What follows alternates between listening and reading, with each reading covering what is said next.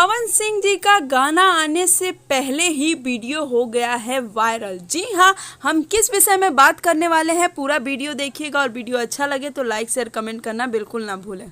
अभी आप डिस्प्ले पे जो वीडियो देख रहे हैं वो वीडियो एक छोटी सी क्लिप है जो सोशल मीडिया पे इस समय काफ़ी ज़्यादा वायरल हो रही है। जो पवन सिंह जी के गाने के साथ इस वीडियो को एडिट किया गया है, छोटी सी रील वीडियो है, सोशल मीडिया पे इस समय धमाका मचा चुकी है।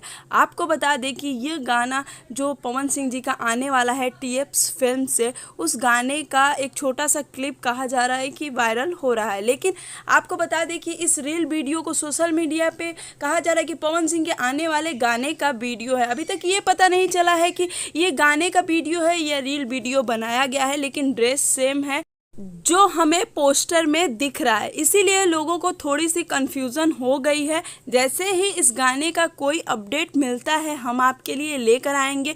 आपको बता दें कि ये बहुत बड़ा धमाकेदार लोकगीत होने वाला है।